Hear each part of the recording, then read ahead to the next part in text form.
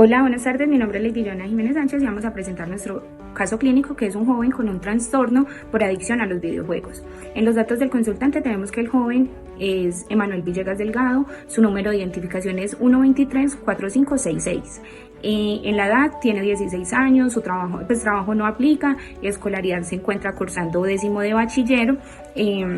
Los nombres de los padres son María Delgado y Samuel Villegas, y estatura 1,68, peso 50 kilogramos, y la dirección de su residencia es Carrera 28, número 5516. Los motivos de la consulta son porque sus padres indican como que se ha aislado, que ya no comparte momentos en familia. Los docentes les han indicado de que ha bajado considerablemente su rendimiento académico, de que ya no disfruta hacer actividades como lo hacía antes, que era el fútbol y compartir con sus amigos, y se muestra muy irritable.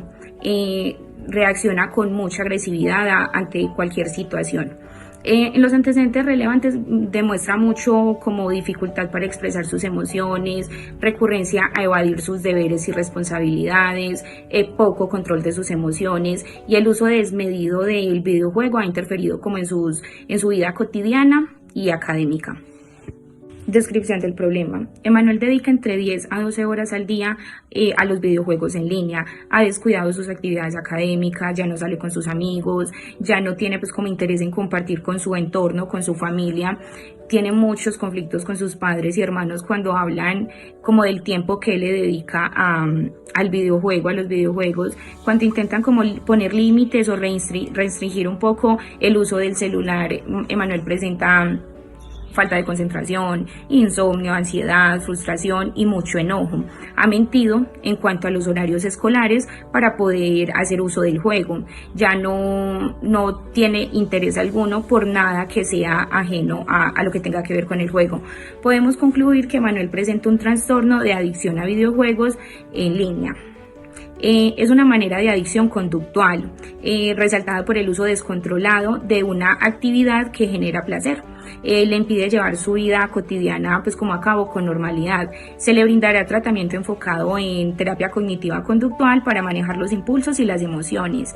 Se brindará apoyo a la familia para reforzar los límites y las conductas saludables, y se reestructurarán los hábitos. Gracias. Desde el modelo conductual, la conducta humana se entiende como un conjunto de respuestas aprendidas y mantenidas por sus consecuencias, es decir, todo comportamiento puede observarse, medirse y modificarse a través de la experiencia del aprendizaje, según Freire 2020. En el caso de Emanuel podemos identificar procesos de condicionamiento clásico propuestos originalmente por Iván Pablo. En este caso, significa que Emanuel ha aprendido a asociar ciertos estímulos neutros como el sonido del celular, las notificaciones o las imágenes del videojuego, con sensaciones de placer, logro y bienestar. Con el tiempo, estos estímulos se convierten en estímulos condicionados, capaces de generar respuestas emocionales automáticas como la ansiedad, excitación o deseo de jugar, incluso cuando no está enfrente de la consola. Este proceso muestra cómo un entorno puede influir en las emociones y en las conductas, tal como lo plantea la psicóloga conductista 2020. Este enfoque, propuesto por autores como Watson, Pavlov y Skinner, busca explicar cómo los estímulos del entorno influyen en las respuestas del individuo sin recurrir a explicaciones internas o metafísicas. Podríamos resumir esto así, que el estímulo incondicional es el placer que siente al ganar, es como una satisfacción por los videojuegos. Respuesta incondicionada es la relajación y el bienestar, esa sensación de euforia y relajación por el mismo factor. El estímulo neutro es el sonido de la notificación o la imagen del mismo juego. El estímulo condicionado es la notificación o el estímulo visual del videojuego. Y la respuesta condicionada es el deseo o ansiedad por jugar. Digamos que eso es una excitación al oír la notificación también. Esto evidencia que el uso excesivo del celular y los videojuegos está mantenido por una respuesta emocional condicionada que activa automáticamente ante los estímulos asociados al juego. Por otro lado, según Skinner, la conducta también se mantiene por las consecuencias que produce lo que conocemos como condicionamiento operante. En este caso, el videojuego actúa como un refuerzo positivo porque le brinda placer, reconocimiento y logros digitales. También funciona como refuerzo negativo, ya que le permite evitar o escapar del aburrimiento o del estrés académico. Cuando sus padres lo regañan o le restringen el uso del celular, esas acciones funcionan como castigos, pero su efecto suele ser temporal porque el placer inmediato del juego es más fuerte que las consecuencias negativas. Además, el juego ofrece refuerzos inmediatos y continuos, mientras que las consecuencias negativas, como el bajo rendimiento escolar, aparecen más tarde. Por eso su conducta se mantiene aunque le traiga problemas. Otro aspecto importante es que Emanuel no solo reacciona ante el videojuego, sino también ante cualquier cosa relacionada, como sonidos, imágenes y conversaciones sobre el tema. Eso significa que los estímulos asociados al placer del juego se han extendido a otros contextos, lo que refuerza el hábito. De acuerdo con Ruiz Fernández 2012, los reforzadores constantes e inmediatos dificultan la extinción de la conducta porque el cerebro se acostumbra a buscar recompensas rápidas. Como síntesis, tenemos que en la conducta de Manuel se explica por su combinación de condicionamientos clásicos y operantes, donde los estímulos del entorno y las consecuencias placenteras mantienen su comportamiento. Desde la intervención conductual, el tratamiento debe de centrarse en modificar los hábitos y aplicar control de estímulos, fortalecer reforzadores alternativos saludables como el deporte o actividades sociales y trabajar la reeducación emocional. Hola, mi nombre es Jonathan Pérez, estudiante de tercer semestre de Psicología. Hoy vamos a hablar un poco del historial clínico. Iniciamos teniendo en cuenta que el historial clínico es un documento cronológico que nos lleva y nos permite obtener información del paciente para recopilar esta información y llevarla a un historial que nos va a permitir tener una trazabilidad y avances del proceso.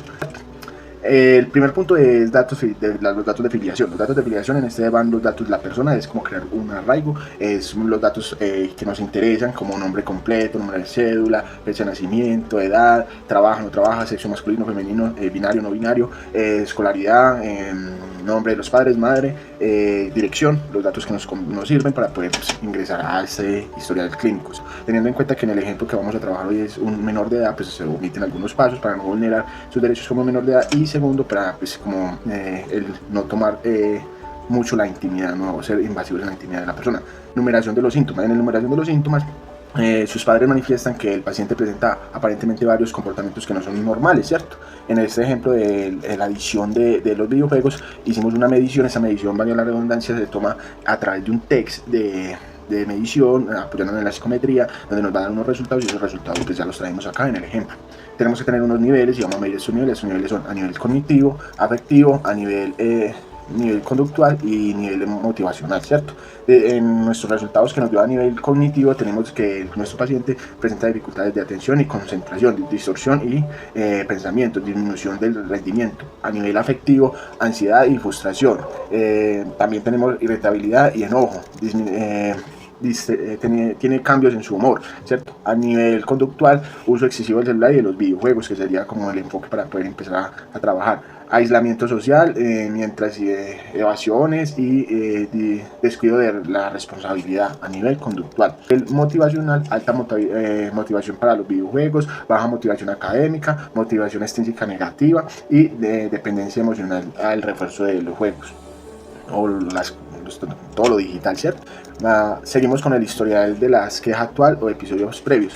Atribuciones sobre los problemas. Los padres de Manuel, en nuestro ejemplo, atribuyen los cambios en su conducta al uso excesivo de los celulares y los videojuegos. Ahí ya tenemos como un patrón para poder trabajar. El historial del problema. Los padres de Manuel consultan porque desde hace aproximadamente un año han notado cambios significativos en el comportamiento de Manuel. Se dedica a jugar entre 12 y 10 horas, aislándose y afectando lo emocional, familiar y socialmente. Episodios previos no tenemos, tratamiento anteriores no hay. Entonces eso va en el historial. Otros problemas tampoco, entonces se coloca ninguno o no aplica. Historial familiar, antecedentes psíquicos o físicos, tratamientos seguidos. Tenemos que en el historial familiar, Emanuel tuvo su bisabuelo fue tratado porque era un paciente, en el historial clínico que se revisa de la familia, que el bisabuelo de Emanuel era un paciente diagnosticado por depresión y era tratado. Historial personal, aquí se hace un breve resumen de todo lo que encontramos, conceptualizaciones del paciente, atribuciones y categorizaciones.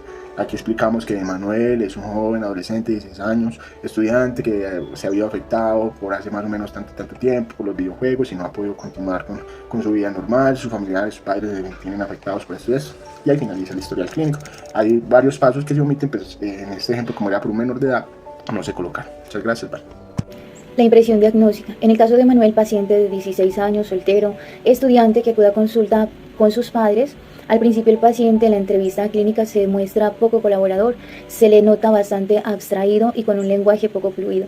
Poco a poco el paciente va contestando a las preguntas que se le van haciendo y en esta se puede mirar que en él hay cierta satisfacción y placer cuando juega, lo cual genera en él ese estímulo incondicionado. También tiene sensación de bienestar, relajación, una respuesta incondicionada que le ayuda a evitar los estados de frustración en los cuales suele estar. También manifiesta síntomas como ansiedad o excitación al oír una notificación, que es una respuesta condicionada, lo cual le lleva a pasar entre 10 a 12 horas diarias de juego, lo cual ha interferido en algunos aspectos de su vida, como sus relaciones interpersonales, sus distracciones y también, en este caso, alteraciones en el sueño, y le ha llevado también a descuidar sus estudios.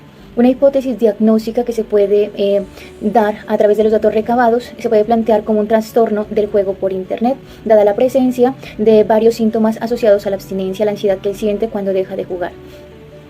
Para llegar a esa impresión diagnóstica de un trastorno de juego en Internet, nos basamos en el DMS-5, el cual señala que el paciente debe sufrir deterioro o malestar en varios aspectos de su vida. En el caso de Manuel, miramos cómo este exceso en juego le ha llevado a perjudicar su rendimiento académico y también sus relaciones interpersonales. Además, evidencia unos síntomas ligados a ese trastorno, lo cual es la preocupación por el juego que él tiene, síntomas de abstinencia, de ansiedad o irritabilidad cuando no puede jugar o cuando se lo impiden. También tolerancia en cuanto a la necesidad de pasar más tiempo, llegando a 10-12 horas diarias de juego. También la incapacidad para reducir el juego, pese a los conflictos que ha tenido con sus padres y también a nivel académico.